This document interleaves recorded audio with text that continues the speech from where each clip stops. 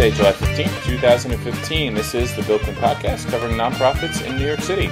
Welcome back to the second part of my interview with Nazma Akter and the Awaj Foundation of Bangladesh. Part one, we learned about Nazma's background as a child worker, protester, and eventual labor leader in Bangladesh's garment industry. Be sure to listen to her story by clicking on the link on the blog. Currently, Nazma is the director of the Awaj Foundation that helps hundreds of thousands of workers throughout Bangladesh. In this episode, we hear about the successes and challenges of the foundation, as well as the future of the foundation, ways that you can help, and why Nazma does not want to run for Prime Minister of Bangladesh. So, let's get back to my interview with Nazma. Out of those experiences that you've had comes the Awaj Foundation. What did you think was missing that led you and some of the other workers to form the foundation? What did you think was not happening that you decided to start your own foundation? Actually, the foundation, that we have the union or something. We need to empower the workers or something. So in this regard, sometimes it's very hard to work for the unionism, getting different support or something. But if we started with the foundation, we can get some support or help. So in this regard, we are trying to promote, thinking we have to do more things for the workers, especially the female. So that is why we are also the grassroots who have been working in the garment sector, like my age or my age. So those are the women we are founding this foundation. So in this regard, we are thinking we have to help them more about the legal issues, about the awareness issue. We have to empower them. They have to get the better leadership quality. Then they can form their own union and bargaining in their factory. So that was our objective, and trying to be one platform to workers can raise their voice. That was the Awaj Foundation, because Awaj means voice. You've done so many amazing things. So I'm just going to go over a couple of the highlights, and maybe you could tell me some of the things that I might be missing. But you mediated 30,000 worker complaints and received over $8 million in compensation. 25,000 patients getting free medical support. Training programs that have reached, different training programs have reached 250,000 people or more, indirectly or directly. I think any of these numbers, and that's not even everything, I think any of these numbers would be impressive by themselves, but together they're really great. What has allowed your foundation to be overwhelmingly successful and have so many things? In our foundation, we have like 3 legal advisors who is getting supporting workers to legal support. They file a case against the management or any issues. Also, the family violence issue here state. Also, we are trying to negotiation and arbitration with the manufacturer factories, even the owner association like BGME. Then we have expert trainer, we have doctor, we have nurse, we have 14 different offices in Dhaka and Chittagong. So we have the big percentage of people are working our organization, and that is why we can do this kind of things, because we have office in Dhaka, Ashulia, Gazipur, Narayanganj, Chittagong, everywhere where the garments factory as well as the workers resident. So that is why we have big number of access to work different place. And looking back over the years of your foundation, what would you say is the thing you're most proud of, or the biggest success that? Biggest success, as you know, we are empowering number of women workers. After the Rana Plaza, those women workers are formed a trade union, and in our federation, because I'm also president of the Sammilito Garments Shramik Federation.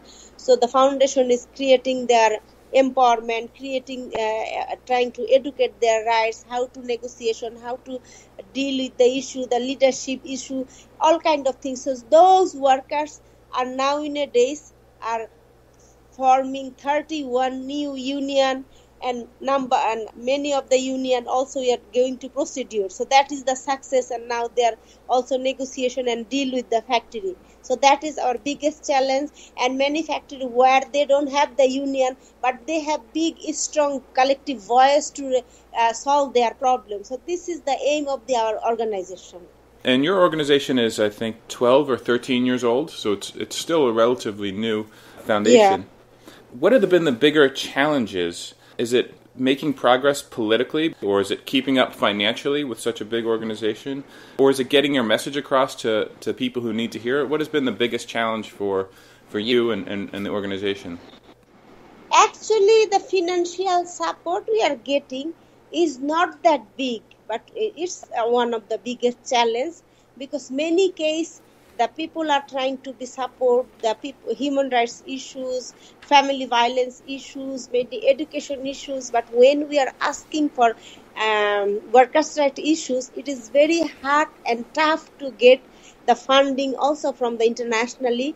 Also, because people are not so much interested to support the workers' right organization or NGOs. So it's big challenging for us. But which money we get from the different people or different partner, that we are trying to using as much as our capacity, because like I have 29 years experience in this garment sector, and I know how to deal the issue. I know labor law, I know negotiation things, I know the capacity build. So this kind of people, we have many of them, whom we are working. So those people we are also working as like garments workers every day, 10 to 12 hours, 8 hours at least. So we are working this hard, and also we have professional lawyer, we have professional people. So everybody are trying to contribute, and some. This is very challenging job. It's also very risk for us, the government, even the manufacturer. The people doesn't like, but we want it to be work. It's not a easy job. It's very hard job. But we are trying to explore the issues to workers and trying to disseminate the workers. And we wanted to be network among the workers and our foundation. And looking back over the years of your foundation, what would you say is the thing you're most proud of, or the biggest success that... Biggest success, as you know, we are empowering number of women workers. After the Rana Plaza, those women workers are formed a trade union, and in our federation, because I'm also president of the Sammilita Garments Shramik Federation.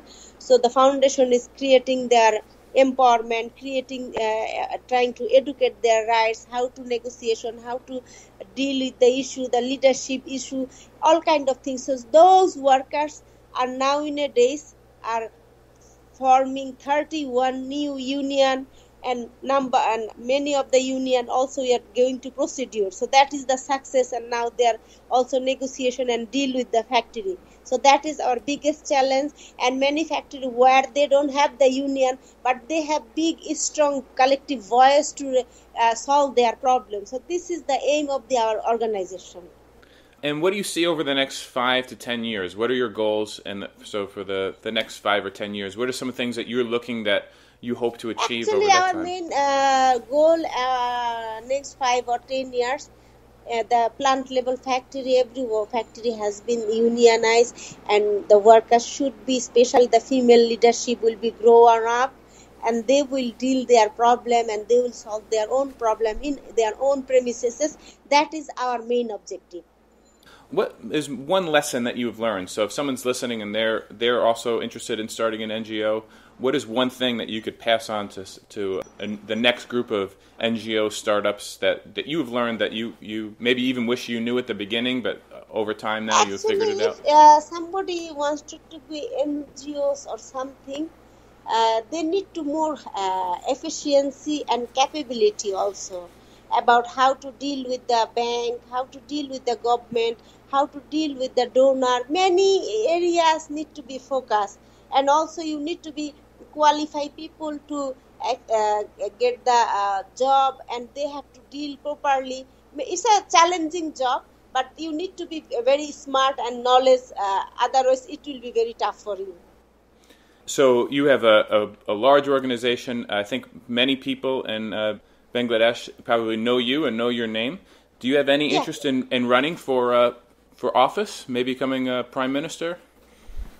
No, no.